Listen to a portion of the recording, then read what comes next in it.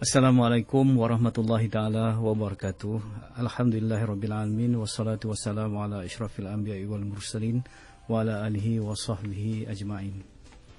Amma ba'du.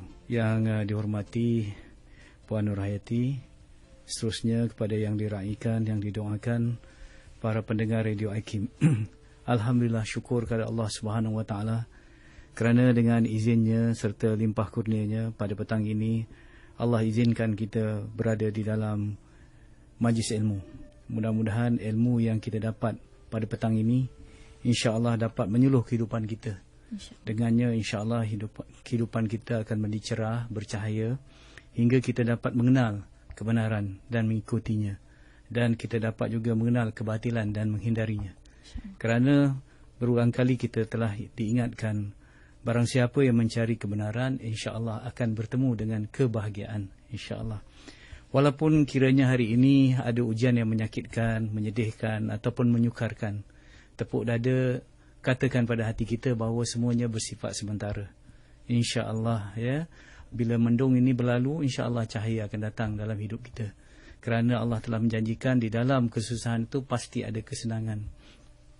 Dan mudah-mudahan ujian-ujian yang menyakitkan, menyedihkan itu tidak menyejaskan hati kita daripada terus bersyukur.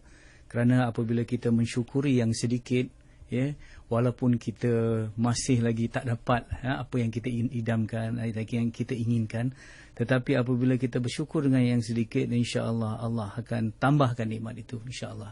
Bila kita dapat bersyukur walaupun dalam kesukaran kita, insya-Allah Allah Subhanahu wa taala akan memudahkan kehidupan kita.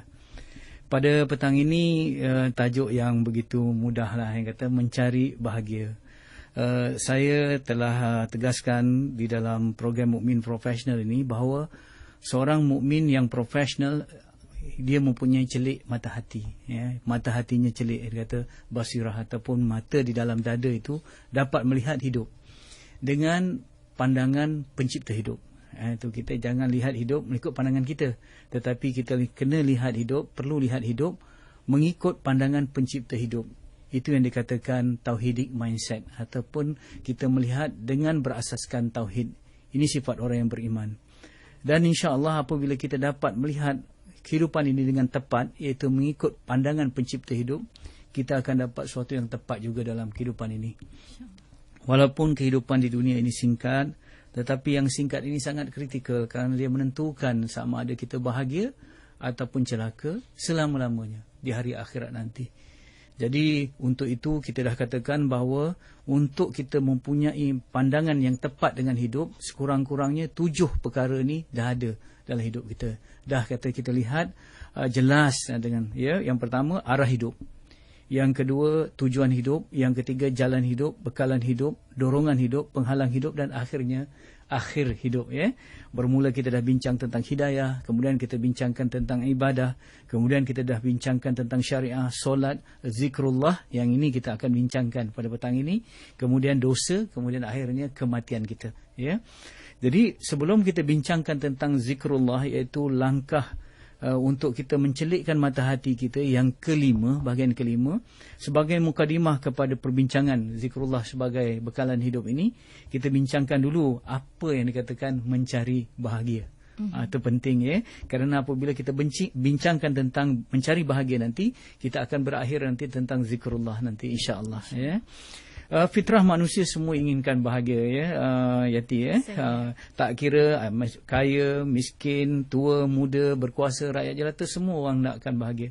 Tak ada orang yang tak nak bahagia. Kalau ada orang berkata begini, ya, alangkah bahagianya kalau saya tak bahagia, dia layaklah ke hospital bahagia, ya. Jadi semua orang nakkan kebahagiaan, ya. Cuma masalah manusia, walaupun semuanya hendakkan kebahagiaan, fitrah semula jadi manusia hendakkan kebahagiaan, tetapi qalil, sedikit saja manusia yang bahagia. Kenapa? Ada 2 sebab, ya. Sebab yang pertama, manusia tak tahu apa erti kebahagiaan yang sebenarnya. Bila kita tak tahu apa yang kita rasakan bahagia dengan cara yang tepat, kita memburu sesuatu yang tak pasti. Kalau kita memburu sesuatu yang tak pasti, bila sampai bila-bila tidak akan berjumpa, Katalah kita hilang satu perkara ataupun hilang satu benda, warnanya kita tak tahu, bentuknya kita tak tahu, kita cari, insya-Allah sampai bila kita tak jumpa, Yang pertama, manusia tak dapat kebahagiaan kerana manusia tak tahu apa erti kebahagiaan yang sebenarnya. Yang kedua, manusia tak dapat kebahagiaan kerana mereka tak tahu, kita tak tahu bagaimana mencari kebahagiaan yang sebenarnya. Bagaimana, ya? Tadi apa? Kita tak tahu apa erti bahagia sebenarnya. Yang kedua, kita tak tahu jalan atau kaedah nak mencapai kebahagiaan itu, ya. Jadi insya-Allah pada petang ini mudah-mudahan Allah izinkan kita untuk bincangkan tentang bahagia, kerana ini adalah kata sifat semula jadi kita. Kita nakkan kebahagiaan, ya. Baik, kita lihat dulu apa erti bahagia, ya. Ada orang yang mengertikan bahagia ini suatu yang relatif dan satu yang berbentuk subjektif. Maksudnya macam mana, ya? Maksudnya berubah-ubah, ya. Tidak tetap, bertukar-tukar. Contohnya kalau kita sakit, kita rasa sihatlah bahagia. Tetapi bila sihat nak suatu yang lain juga, ya. Kalau kita miskin, kita nak kaya, itu bahagia. Kita rasakan kaya itu bahagia. Tetapi apabila kita kaya, kita nak suatu yang lain pula. Jadi oleh itu kata mereka, bahagia itu sesuatu yang relatif dan berubah-ubah sifatnya. Kalau kita lihat dalam kehidupan ini berbahaya kalau ada yang katakan relatif ni, ya. Saya teringat apa yang saya baca dulu dalam buku Tasawuf Moden, ya, yang ditulis oleh Buya Hamka, ya. Dia kata bagaimana satu ketika seorang petani dengan isteri dan anak-anaknya pulang dari sawah, ya. Sambil mengikut cangkul, kemudian isterinya menjinjing sayur, kemudian anaknya bawa ikan, ikan darat lah, ya, daripada sawah, ya. Mereka terlihat dalam perjalanan tu seorang lelaki di rumah yang besar, seorang kaya, sedang minum petang, ya, sambil santai-santai, rehat-rehat dengan kuih ada di depan meja sambil minum teh, ya. Jadi orang yang petani tadi, dia melihat orang kaya yang dalam rumah tadi, dia tak alangkah bahagianya orang kaya tu, ya. Tak payah bersusah-susah macam aku, ya, membanting tulang 4 kerat. Tentulah dia sedang minum, ya, seronok dia, rumah yang besar, rumah aku hanya umpama pondok buruk saja. Ya, petani tu melihat orang kaya tu bahagia. Tetapi apa yang berlaku pula kepada orang kaya tadi, ya? Orang kaya tadi lihat petani tu, dia kata alangkah bahagianya petani tu. Tubuhnya sihat, saya sakit-sakit, dia kata. Tengok dengan isterinya begitu harmoni. Ini isteri dah ada krisis, tak tegur, ada bilik tingkat atas, dia kata. Dia boleh makan tentulah dengan sayur, dengan ikan darat yang dimasak, digulai, tentulah sedap. Tetapi saya makan kuih ni pun tak boleh sebab ada diabetes, ada hypertension. Dia begitu dia rasa. Jadi orang ni merasakan orang itu yang bahagia. Yang orang di dalam banglo tu, yang dalam rumah besar tu merasakan petani tu bahagia. Ini yang dikatakan bahagia itu satu yang relatif. Ini yang menganggapkan. Sebab tu kadang-kadang kita terjebak dengan pemikiran ini juga, Yati, kita merasakan pelangi itu selalu berada di atas kepala orang lain, Kita lihat orang lain tu lebih baik, Tetapi sebenarnya pelangi itu juga berada di atas kepala kita, Itu yang dikatakan tadi dalam kehidupan kita, kita kena lihat sisi kelebihan, bukan sisi kekurangan kita. Itu golongan yang pertama, merasakan bahagia itu suatu yang relatif. Tetapi ada golongan yang merasakan bahagia itu suatu yang mutlak sifatnya, suatu yang tetap, tidak berubah-ubah, Sebab itu bahagia yang satu ini perlu dicari, bukan satu yang berubah-ubah tadi. Ini suatu yang tetap, Ini pandangan yang kedua lah, Ada juga orang yang begitu pesimis tentang kebahagiaan. Dia kata di dunia ini tak ada bahagia. Man born free but chained everywhere. Dia kata manusia dilahirkan bebas tetapi terikat di mana-mana. Jadi keterikat di mana-mana ini menyebabkan manusia tak bahagia. Jadi mereka pesimis tentang hidup. Jadi mereka ni awal-awal lagi lah merasakan kita dilahirkan untuk menderita. Itu saja, Jadi tidak ada kebahagiaan dalam hidup ini. Ini golongan yang begitu pesimis tentang kebahagiaan. Ada juga mereka yang begitu optimis. Bahagia ni memang ada dan kita lahir ke dunia ini, kita datang ke dunia memang untuk mencari bahagia. Jadi mereka berterusan untuk mencari kebahagiaan ni. Baik, sekarang kita bagi kepada tahap yang seterusnya. Golongan yang merasakan bahagia ni ada di dunia dan mereka terus mencarinya, Terbahagi kepada dua golongan pula, Kita bincang secara santai-santai saja, Yati, Ada dua golongan yang percaya bahawa di dunia ini ada kebahagiaan dan mereka mencari kebahagiaan itu. Golongan yang pertama merasakan kebahagiaan ini suatu yang datang dari luar ke dalam. Dari luar ke dalam. Mereka merasakan apa yang berada di luar itu, jika mereka dapat miliki, itulah mereka yang dikatakan kebahagiaan pada mereka. Jadi mereka merasakan kebahagiaan itu letak pada fizikal dan material suatu perkara. Itu daripada luar ke dalam, Begitu juga ada yang kedua, pandangan yang kedua yang katakan bahagia itu dari dalam keluar. Ini yang kata inside out. Jadi bahagia itu tak ditentukan oleh suatu bentuk fizikal dan material daripada luar, tetapi bahagia itu datang dari dalam diri kita sendiri. Ini yang dikatakan yang berkaitan dengan hati dan perasaan. Baik. Sekarang kita lihat golongan yang pertama dulu. Kita bincang pelan-pelan. Apa yang dikatakan golongan yang merasakan bahagia itu datang dari luar ke dalam. Yang merasakan kebahagiaan itu letak pada fizikal dan material. Ini beberapa golongan pula. Yang merasakan bahagia itu datang daripada harta, daripada kuasa, daripada rupa, daripada nama. Ini kita lihat. Orang yang merasa bahagia itu daripada harta. Semakin banyak harta mereka, semakin bahagia mereka. Ini kepada apa yang mereka miliki. Ini yang berterusan mencari harta. Jadi kebahagiaan mereka ditentukan oleh kedudukan indeks komposit di papan bursa saham. Kalau naik kadang-kadang naiklah, legalah. Kalau jatuh kadang-kadang mereka pun jatuh juga, daripada bunuh diri, jatuh daripada bangun tinggi. Ni ada yang merasakan bahagia ini datang daripada kuasa, power. Mereka merasakan kuasa ini sangat perlu kerana bila mereka berkuasa, mereka boleh buat apa saja. Jadi mereka memburu untuk berbuat kuasa, menjatuhkan. Kita lihat mengamalkan orang kata politik, menghalalkan matlamat, menghalalkan cara politik Machiavelli. Ni orang nak berkuasa sangat. Kalau kerana kuasa tu bagi mereka ialah kebahagiaan. Ada juga orang yang merasakan bahagia itu datang daripada rupa yang cantik. Ini pun ramai juga. Jadi mereka mengejar untuk menjadi rupawan. Macam mana sekarang kalau yang tak sedia cantik tu, macam mana ada pembedahan plastik. Paling terkenal sekarang ni. Orang semua minat K-pop. Jadi mereka nak muka macam bintang filem Korea semua. Dan ini suatu yang kegilaan baru. Macam mana nak bentuk hidung supaya mancung, dan ada yang rela menanam silikon, ada yang dah menjadi korban pun kerana nak begitu cantik, kerana mereka rasa kecantikan itulah kebahagiaan. Dan ada orang yang memburu nama. Kerana apabila mereka rasa ternama, nama glamour, mereka akan disanjung, dikenali di mana saja, populariti, selebriti, mereka akan rasa bahagia dengan sanjungan itu. Cuba kita tengok orang yang nak dicatat namanya dalam Guinness Book of Record. Ada yang duduk dengan kala jengking, ada duduk dengan ular, ada yang berjalan secara terbalik, macam-macam cara. Kalau kita lihat, hanya untuk diukir namanya dalam buku ini supaya mereka terkenal dan akhirnya mereka bahagia. Mereka rasakan begitu. Jadi yang datang daripada bahagia datang daripada luar tadilah itulah. Harta, kuasa, rupa dan nama. Baik, mari kita lihat apakah mereka ini bahagia. Kita fikirkan dulu. Apakah mereka yang merasakan daripada harta ini sumber kebahagiaan dan mereka memburu harta. Saya tak nak bincangkan yang mereka yang gagal di peringkat saringan. Saya tak nak bincangkan itu. Yang itu confirm dah tak bahagia, disqualified awal-awal lagi. Mereka yang nak rasa nak berharta tetapi miskin juga. Yang mereka yang nak ada kuasa tetapi peringkat orang kata ketua kampung pun tak dapat. JKK pun tak dapat. Mereka yang berebut tetapi tak dapat harta. Mereka yang nak rupa yang cantik tetapi muka hodoh, nak kelulusan yang tinggi ataupun nak nama yang glamour, peringkat kampung pun orang tak kenal mereka. Jadi saya pinggirkan mereka yang gagal di peringkat saringan ni. Dah tentu mereka tak bahagia.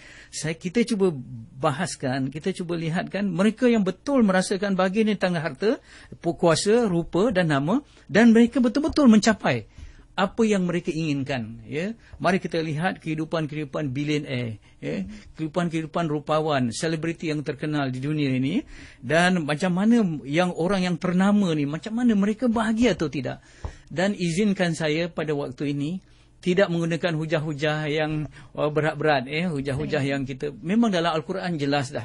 Barang siapa yang mencari pelindungan selain Allah, mereka akan dapat kehidupan yang sempit, pelindungan yang macam burung sarang laba-laba yang kita tengok rapuhnya rumah mereka. Itu metafora yang telah Allah Subhanahu Wa Taala letakkan di dalam Al-Quran bagi mereka yang mencari kebahagiaan tidak mengikut jalan Allah. Yang itu dalil nakli. Saya rasa saya tak mau bawakan pada petang ini. Kita dah sedia maklum. Tetapi mari kita gunakan hujah-hujah pengalaman daripada kitab-kitab kontemporari, buku-buku majalah-majalah kontemporari lah, quote unquote. Macam yang kita tengok, ada orang baca Cosmopolitan, ada orang baca Galaxy, ada orang yang baca majalah Fortune. Itu yang mereka telaahkan. Jadi kita lihat melalui pengalaman-pengalaman yang ditulis oleh penulis-penulis dan wartawan-wartawan di dalam buku-buku dan majalah ini. Cuba kita tengok minta maaf saya juga terpaksa menyebut nama-nama bintang filem sebagai rujukan. Kadang-kadang kita kena pergi tengok contoh-contoh daripada Hollywood, dan pergi ke, kadang-kadang kita lihat juga macam mana kehidupan mereka, kerana kadang-kadang kita pergi kepada mak guru, tok guru di barat ni supaya murid-murid mereka di timur ni terkesima atau orang kata tertempelak. Begitu rupanya yang mereka rasa teladan ini, rupanya itu bukan suatu yang benar sebenarnya. Jadi saya bawa contoh yang jauh-jauh, tak seindah pandangan, yang jauh daripada kawasan ini, supaya daripada sini kita lihat tengok orang yang ternama. Kalau saya sebut namanya pun semua orang tahu, Britney Spears kan, memang terkenal. Tetapi apa yang terjadi? Dia cantik, kaya, ternama dan sebagainya, tetapi dia telah bercerai dengan suaminya. Penceraian berlaku dengan Kevin Federline, dia punya suami. Kemudian hidupnya subhanallah, kita tengok tunggang langgang, mabuk, clubbing, dengan dadah, tekanan emosi, sehingga sampai mahkamah memutuskan dia tidak layak untuk menjaga anaknya sendiri. Bayangkan begitu, seorang yang rupawan. Cuba kita tengok tentang Whitney Houston, minta maaf menyebut punya tak pandai juga, Whitney Houston, yang terbaru, bagaimana mati kerana apa? Dadah, senarai panjanglah, Elvis Presley-nya, Marilyn Monroe-nya, kemudian Kurt Cobain-nya, sebagainya. Mereka ini semua orang yang kaya ternama. Mungkin kita masih ingat lagi anak seorang kaya yang ternama, yang begitu, Aristotle Onassis. Ada anak yang mewarisi kekayaannya, iaitu Christina Onassis. Mati muda, dia begitu. Kalau dalam kehidupannya kita lihat, hidupnya penuh dengan penuh hidup dengan tidak kegembiraan, tidak berduka cita je hidup dia, penuh dengan tragedi-tragedi, dan mati muda akhirnya. Dan paling tragis kita lihat ialah Puteri Diana, bagaimana seorang yang ada rupa, ada harta, ternama, orang punya pengaruh, rambutnya dulu jadi ikutan orang, tetapi akhirnya mati dalam terowong di Paris, mencari cinta dari seorang lelaki ke seorang lelaki, tidak kesampaian. Satu yang tragedi, yang menyayat hati kalau kita lihat. Dan juga kita lihat majalah Fortune pernah membuat kajian di kalangan CEO-CEO yang bertaraf world class, hanya 10% saja di kalangan mereka ini tidak mengalami keruntuhan rumah tangga. 90% lagi hancur rumah tangganya. Jadi orang yang hancur rumah tangganya, orang yang terlibat dengan dadah, yang cerai-berai, rumah tangganya berantakan, kemudian sampai ke tahap bunuh diri, sakit jiwa dan sebagainya, ini dah confirm orang yang tidak bahagia. Jadi kita lihat sebagai mukadimahnya, kenapa mereka ini tidak bahagia? Kenapa orang-orang ni dah ada harta, dah ada rupa, dah ada segala-galanya, tetapi mereka tidak bahagia? Mungkin ada orang yang berhujah kerana mereka ditimpa oleh ujian-ujian hidup, Yati. Kalau kita tengok sakit menimpa Christina Onassis. Kalau kita tengok orang-orang yang ada kuasa seperti Marcos, Haile Selassie, itu Emperor Habsyah dulu satu ketika, Koskiscu, yang dia kata diktator Rumania, kita lihat banyak mereka kehidupannya berakhir dengan tragedi. Yang terakhir kita tengok Muammar Gaddafi, semuanya keadaan tragedi kerana kita rasa mereka sakit kerana tua, kerana mereka dijatuhkan. Ini pandangan kita, ada setengah orang kerana mereka ditimpa oleh ujian hidup ni, penyakit, dijatuhkan, mereka dicaci, mereka tidak dapat. Ini yang kita rasa. Tetapi sebenarnya benarkah ujian hidup menyebabkan orang tidak bahagia? Ini satu pandangan. Benarkah ujian hidup ini menyebabkan orang tidak bahagia? Sebenarnya saya ingin bawa satu metafora, ataupun satu analogi, macam ni.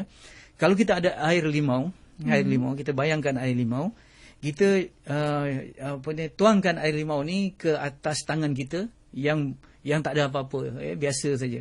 Tentulah kita tak rasa apa-apa pun, tangan dia. Cuba kalau tangan kita ni berdarah, luka, kerana terguris pisau ke apa, kena gunting ke apa. Sebab kemudian kita letakkan air limau. Macam mana rasa? Pedih, tentu pedih. Kalau air limau jatuh ke tangan yang biasa tak ada apa-apa, tak pedih. Tetapi bila dijatuhkan atau dituang di tangan yang luka, akan rasa pedih. Jadi apa maksudnya? Jadi ini menunjukkan bahawa yang menyebabkan rasa pedih itu bukan air limau, tetapi oleh tangan yang luka tadi. Tangan yang luka tadi yang menyebabkan pedih. Jadi begitulah kita umpamakan air limau ini umpama ujian hidup. Tangan yang luka itu umpama hati kita. Bila ujian hidup ni datang, sakit, misal kata orang kata kita dijatuhkan pangkat, kemudian kita miskin dan sebagainya, dia hanya umpama air limau saja. Dia jatuh. Kalau hati kita sihat, macam tangan yang sihat tadi, tak ada rasa apa-apa. Tetapi kalau tangan kita luka, memang terasa apa-apa. Jadi, bila kegagalan itu menyakitkan kita. Kata-kata orang menyakitkan kita. Sakit itu menyebabkan kita menderita. Kerana apa? Bukan kerana sakit itu, bukan kerana orang kata, bukan kerana kita dijatuhkan, tetapi hati kita memang tidak bahagia. Ujian hidup hanya indikator, petunjuk saja menunjukkan hati kita memang tak bahagia dah lama dah. Dia datang tu hanya menunjukkan bahawa memang mengeluarkan apa yang ada dalam isi hati kita selama ni. Jadi rupa-rupanya kalau kita lihat ujian hidup bukan penyebab hilang bahagia. Kerana ujian hidup memang satu yang lumrah dalam hidup ini. Dia satu sunnatullah ataupun rules of life. Dia satu peraturan dalam hidup ni. Kalau kita tak mau diuji, jangan datang ke dunia ini. Ujian hidup mesti ada. Sakit ada, gagal ada, miskin ada. Orang kata, orang kaya mungkin dia tidak diuji harta kekayaan, tetapi dia sakit. Betul. Orang yang berkuasa, tentulah dia tidak ada masalah tentang kekayaan, tetapi orang caci. Jadi kita tak boleh lari daripada ujian hidup. Jadi kalau kita mengatakan bahawa ujian hidup ni punca hilang bahagia, kita masuk golongan yang pesimis tadi, bahawa tidak ada bahagia di dunia ini. Kerana setiap manusia akan diuji. Kalau diuji itu menyebabkan kita hilang bahagia, artinya tidak ada bahagia di dunia ini. Jadi soalnya sekarang, bagaimana kita nak dapat kebahagiaan walaupun kita tetap akan diuji. Jadi saya rasa itu sebagai mukadimah awal sebelum kita berbincang kata apa erti kebahagiaan yang sebenarnya. InsyaAllah. InsyaAllah, kata orang tak lengkap keimanan seorang jika tidak diuji. Dan waktu ini kita nak sama-sama raikan juga rakan memanggil kita di udara di 0362051500. Juga insyaAllah akan kami raikan rakan-rakan kita menerusi Facebook dan juga SMS menaikkan IKIM jarakkan persoalan anda dan hantar ke 39111. Dan waktu ini suka untuk kita ambil pemanggil pertama untuk sama-sama kita kongsikan persoalan mereka di udara. Assalamualaikum, siapa di sana? Bersedia rakan mendengar? Assalamualaikum. Hello. Assalamualaikum, siapa tu? Hello. Hello, Assalamualaikum. Hello. Assalamualaikum. Assalamualaikum warahmatullahi. Saya Mariani, saya ada satu soalan. Okey, kita cakap pasal bahagia, ada duit lagi bahagia. Jadi saya kan sebenarnya macam ni, saya dengan suami kita sibuklah cari duit sampingan, nak tambah supaya hidup kita sebenarnya bukan nak cari kaya pun, tapi maksudnya kerana Allah kita ni nak tentukan zuriat kita ni lebih terjaga pada masa-masa akan datang. Salah kita ada rasa macam tu? Itulah soalan saya lah. Terima kasih Puan Mazni. Assalamualaikum. Assalamualaikum. Kita ambil pemanggil kedua waktu ini untuk kita kumpulkan soalan mereka untuk memilih profesional hari ini. Assalamualaikum. Waalaikumsalam. Ya, siapa tu? Saya Cikgu Fazlan daripada Al-Star. Cikgu Fazlan, silakan Cikgu. Terima kasih. Assalamualaikum Ustaz. Waalaikumsalam warahmatullahi. Di sini saya ingin sampaikan 3 pesanan arwah guru saya. Sebab guru saya pun kita melihat kehidupannya, walaupun seperti mana yang Ustaz cakap, sedikit bersyukur dengan sedikit, dan satu lagi tu itulah. Semuanya bersifat sementara, ya. Ya. Baik, di sini 3 pandangan yang 3 pesanan guru saya. Silakan tuan. Yang pertama, binalah jalan hidup kamu atas jalan Allah. Dan yang kedua, sediakan bekalan hidupmu sebaik mungkin kerana kamu pasti tidak akan dapat kembali pada permulaan perjalanan kamu. Dan yang ketiga, lembutkan pandanganmu pada kemaksiatan dan banyak doakan kepalamu melihat kebaikan insan lain. InsyaAllah, guru saya berkata, jika ini jalankan dalam hidupmu, pasti datang bahagia. InsyaAllah. Terima kasih. Assalamualaikum warahmatullahi Assalamualaikum wabarakatuh. warahmatullahi wabarakatuh. Itu pandangan daripada Cikgu Fazlan. Kita ambil satu lagi memanggil persoalan daripada rakan pendengar kita waktu ini. Assalamualaikum. Bersedia rakan pendengar? Assalamualaikum. Assalamualaikum. Terputus. Assalamualaikum. Waalaikumsalam warahmatullahi wabarakatuh. Ya, siapa di sana? Saya Khairi ya. Cik Khairi, silakan Cik Khairi dengan Ustaz. Assalamualaikum Ustaz. Waalaikumsalam warahmatullahi taala wabarakatuh. Apabila kita bercakap tentang bahagia di dunia ni, saya melihat bahawa banyak nikmat dan juga rezeki yang dikurniakan oleh Allah SWT kepada kita.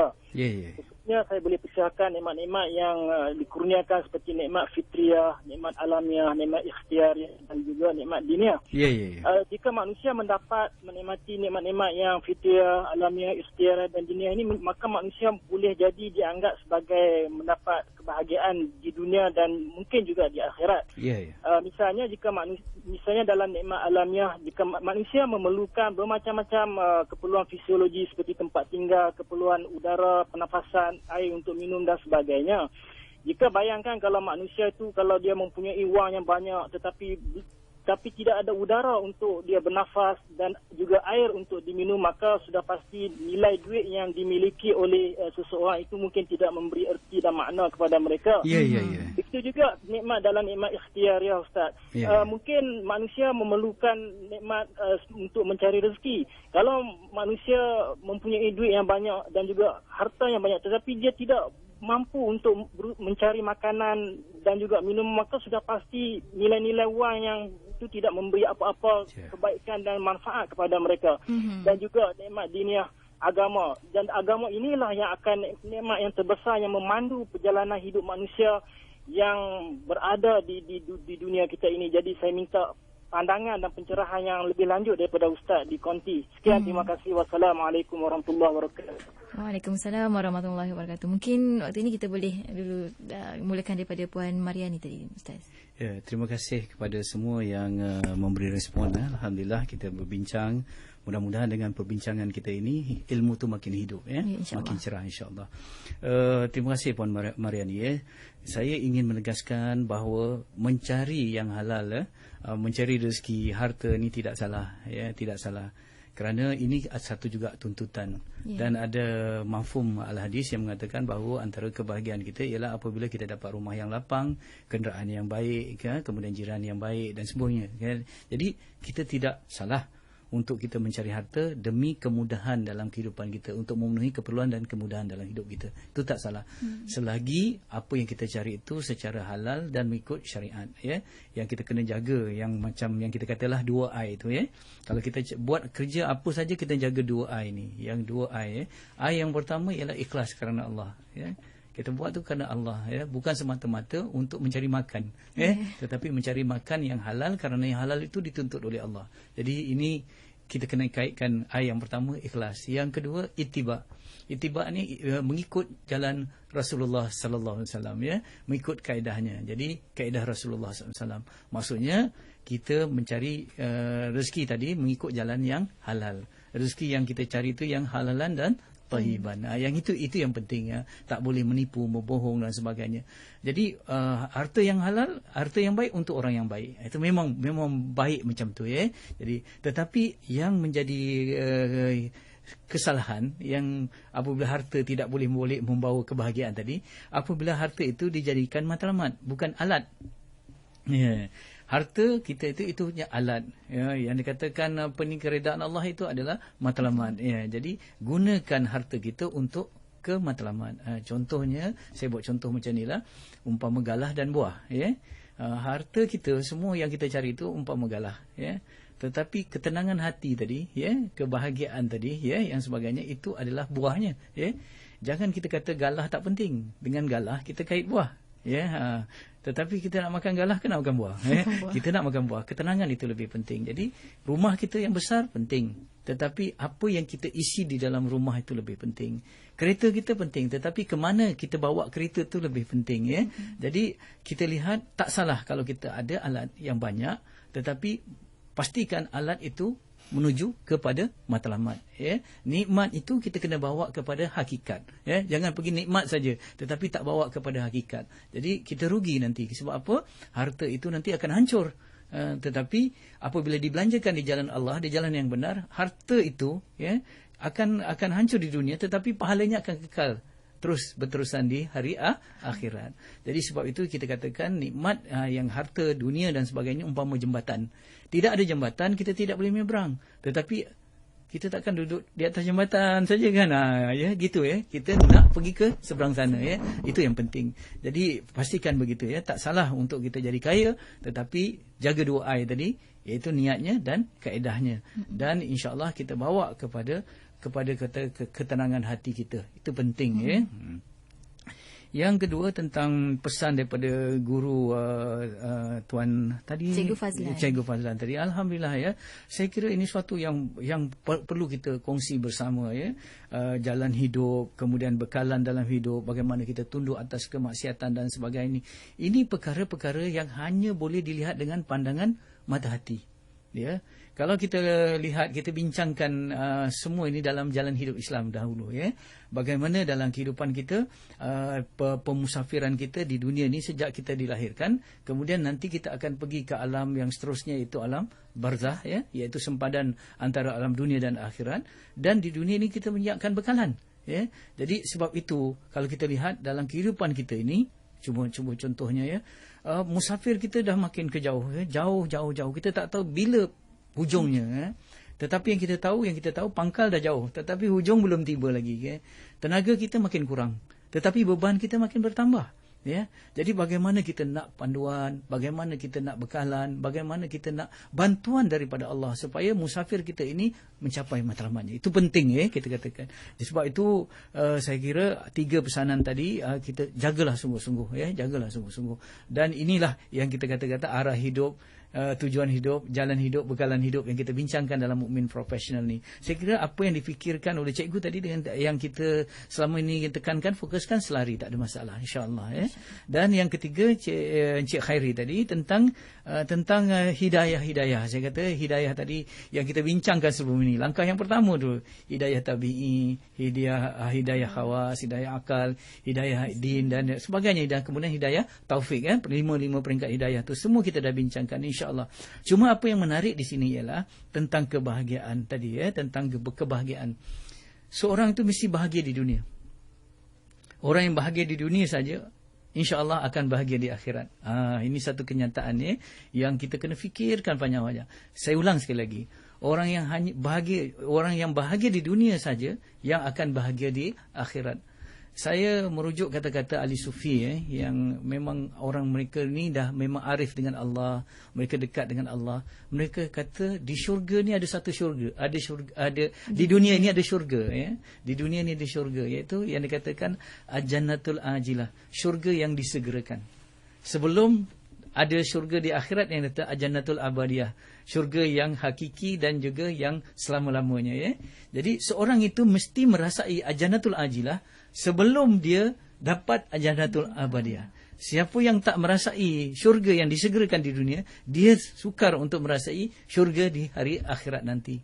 Apa yang dikatakan al-jannatul ajilah itu? Yang dikatakan al-jannatul ajilah itu yang dikatakan qalbun salim, hati yang sejahtera ya, hati yang sejahtera. Ini yang saya selalu bincangkan selalu di dalam perbincangan kita, bahawa kaya yang sebenarnya ialah kaya hati. Yang kita kata kaya hati. Dan juga seperti mana yang kita katakan tadi, supaya hati kita tenang menghadapi kehidupan ini. Tadi saudara Khairi telah menjelaskan apa yang dikatakan selari dengan mafhum sebuah hadis ya. Dalam diriwayatkan daripada Abu Hurairah, Rasulullah SAW bersabda ya, lihatlah orang yang di bawah kamu dan jangan melihat orang yang di atas kamu. maka itulah yang lebih layak agar kamu tidak meremehkan nikmat Allah yang dilimpahnya kepada kamu. Jadi kita kena lihat orang yang di bawah kita selalu, ya. Jadi daripada situ kita akan boleh hitung kesyukuran kita, kelebihan kita dan sebagainya, ya. Jangan kita lihat orang yang di atas kita, kan. Kalau orang di atas kita, nanti kita rasa mereka lebih bahagia daripada kita.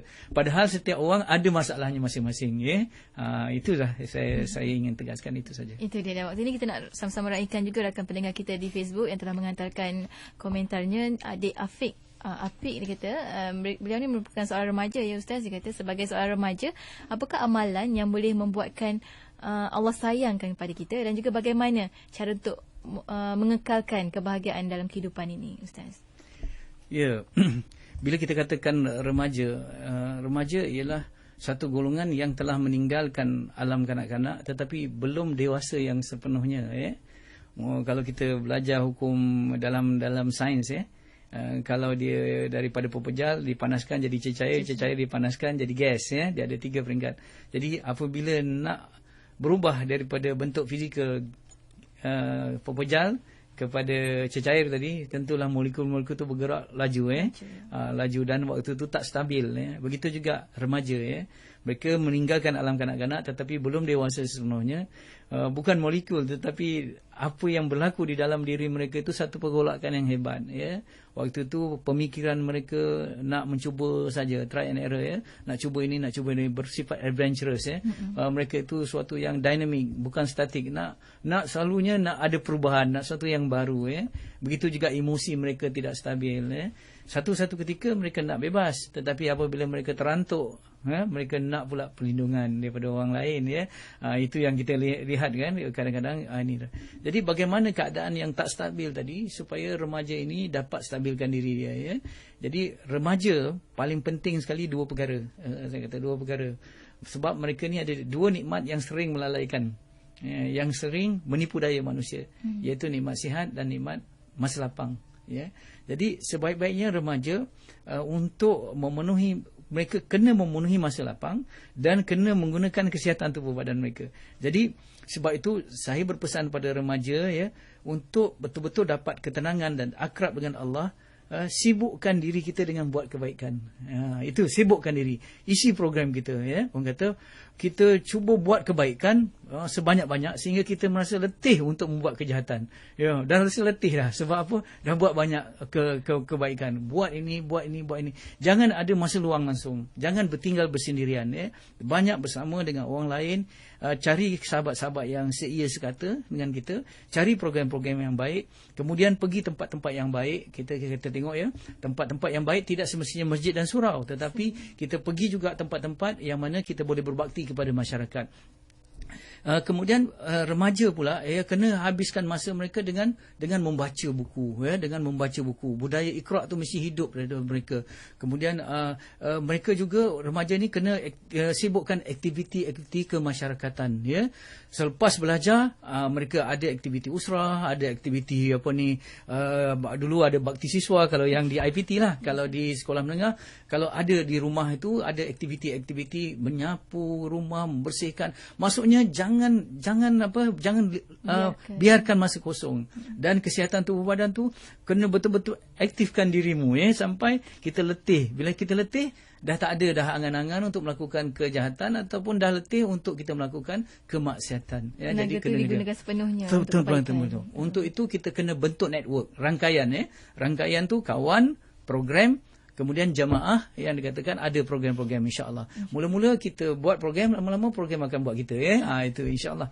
Itu pesan saya pada remaja lah. Itu dia. Dan lagi kita nak raikan juga Samsiah Yunus daripada Facebook waktu ini bertanya bagaimana cara untuk kita menjaga hati agar tidak terluka. Yang teringat pada perumpamaan limau tadi tu, Ustaz. Ya.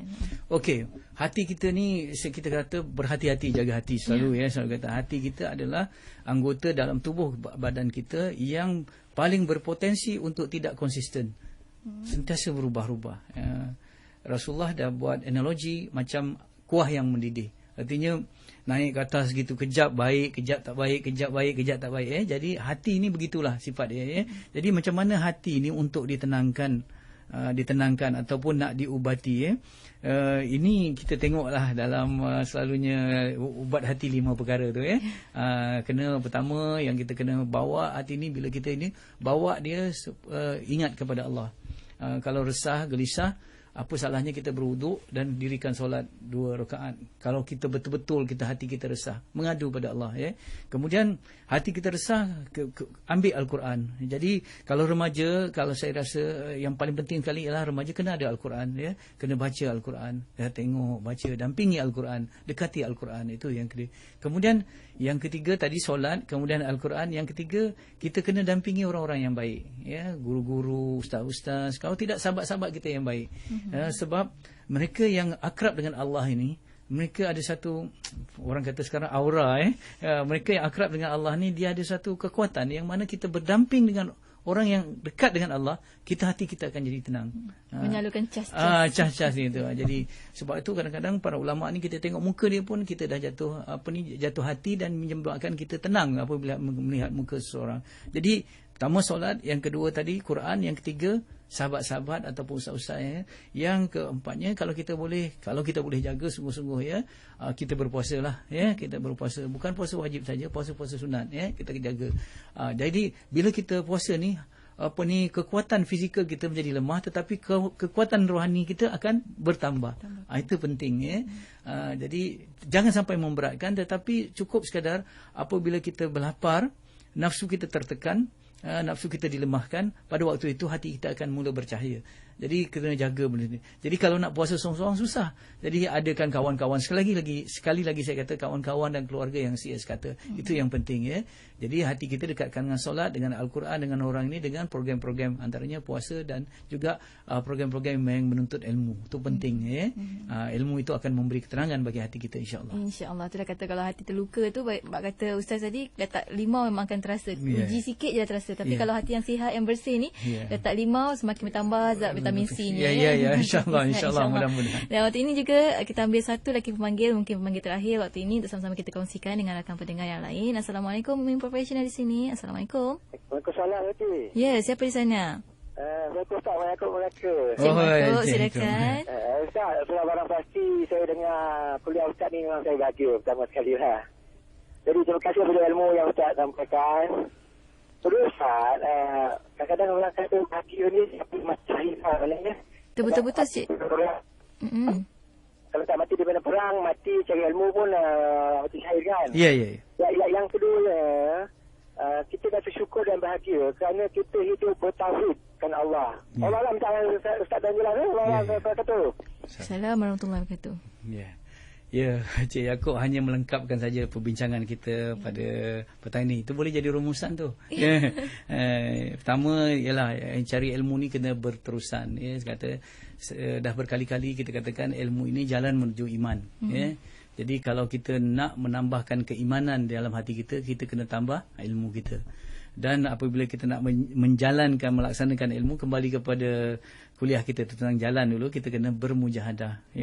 Jadi ilmu tu sebenarnya, hakikat ilmu tu bukan yang disinggah di kepala, tetapi hakikat ilmu tu yang singgah di hati kita. Bila singgah di hati kita, itu yang dikatakan penghayatan. Bila ada penghayatan, baru ada datang amalan. Ilmu itu perlu diamalkan, baru dialami. Bila ada amali, baru ada alami. Jadi bila alami itu suatu yang datang kebahagiaan dalam hati kita, insya-Allah. Kemudian, dan sebab itu orang yang menuntut ilmu seperti mana Cik Yaakob tadi kan, dianggap satu mujahid ataupun seorang yang berjuang di jalan Allah. Tidak ada yang kering, ada yang basah, tidak ada yang keras ataupun yang lembut, melainkan semua mendoakan orang yang berilmu, orang yang mencari ilmu. Itu penting dalam diri kita. Begitu juga yang dikatakan syukur tadi. Syukur yang paling utama ialah atas nikmat. Dan nikmat yang paling utama ialah nikmat iman dan Islam kita. Ini yang dikatakan nikmat iman dan nikmat Islam. Dan apabila kita kata nikmat iman ini, yang kita kata kita bertauhid kepada Allah Subhanahu Wa Taala. Bertauhid tu artinya kita tidak mensyarikatkan Allah. Kita tidak mensyirikkan Allah. Tuhan kita hanya satu saja. Di sini saya ingin memetik kata Dr. Yusuf Al-Qaradawi. Dia kata apa? Ulama ini berkata, dia kata masalah manusia daripada dulu sampai sekarang, bukan manusia ini tidak ada Tuhan, tetapi masalah manusia daripada dulu sekarang ialah terlalu banyak Tuhan. Terlalu banyak Tuhan, ya. Banyak Tuhan-Tuhan kecil dalam hidup kita yang membelenggu kita, ya. Tetapi kalau kita ada satu Tuhan saja, mengesakan Allah, itu yang dikatakan tauhid, maka hidup kita akan jadi tenang. Kerana kita ada hanya satu Tuhan saja kita nak jaga, ya. Kalau orang yang ada syirik ni, dia banyak Tuhan-Tuhan kecil dalam hidup dia, kan. Yang dia nak jaga, yang ini nak jaga, yang ini nak jaga, apa kata orang ni pula apa kata bos, ini kata apa kata isteri, apa kata ini, banyak apa yang kata. Jadi orang macam ni sukar buat keputusan dalam hidupnya. Sebab tu pernah ditanya kepada seorang yang berjaya, dia kata, apa rahsia kejayaan kamu? Saya tak ada rahsia kejayaan, tetapi saya tahu rahsia kegagalan. Rahsia kegagalan ialah apabila kita cuba menyukakan hati semua orang. Inilah orang yang dia kata riak tadi, nak menyukakan hati semua orang, ya. Kalau kita beribadah kerana manusia, itu dipanggil syirik. Tetapi kalau kita meninggalkan satu ibadah kerana manusia juga, itu dia kata riak. Jadi setengah orang dia terperangkap, dan semayang, kita ada masuk dalam masjid, kita kata kita semayang sunat, tapi kita nak masuk tu waktu nak semayang sunat, kata nanti orang kata aku alim pula, nak tunjuk-tunjuk, baik aku tak semayang sunat. Itu riak juga. Kerana meninggalkan satu amalan kerana manusia, kan? Kalau membuat satu amalan kerana manusia, itu syirik, ya. Jadi syirik itu ada khafi dan ada jali, ya. Ada besar, ada kecil. Tetapi kita kena jaga hati. Jadi kita membuat satu amalan ataupun meninggalkan satu amalan hanya kerana Allah Subhanahu Wa Taala. Subhanallah, kalau ada Allah di hati kita, insya-Allah, ya, kita akan dapat ketenangan. Kita senang buat keputusan, kerana apabila kita memburu cinta Allah, itulah sumber cinta segala dan semua, ya. Di dalam satu hadis yang panjang yang diriwayatkan oleh Bukhari, bahawa apabila Allah mencintai seseorang, Allah Subhanahu Wa Taala memanggil malaikat Jibril dan mengatakan bahawa aku telah mencintai hamba ini, maka seluruh makhluk minta cinta dia, ya. Jadi kalau kita memburu cinta yang satu, insya-Allah cinta yang semua tu akan pergi kepada kita, ya. Tetapi kalau kita memburu cinta-cinta yang ramai ni, yang banyak ni, ya, kita akan celara hidup kita, ya. Akan celara hidup kita. Sebab itu saya bersetuju, insya-Allah kita semua bersetuju dengan apa yang dikatakan oleh Encik Mak Yaakob tadi, ya, bahawa nikmat yang sebesar-besarnya ialah bertauhid kepada Allah Subhanahu Wa Taala. Itulah punca ketenangan dan kebahagiaan kita. InsyaAllah kita akan bincanglah minggu depan, insyaAllah. InsyaAllah, itu dia. Dan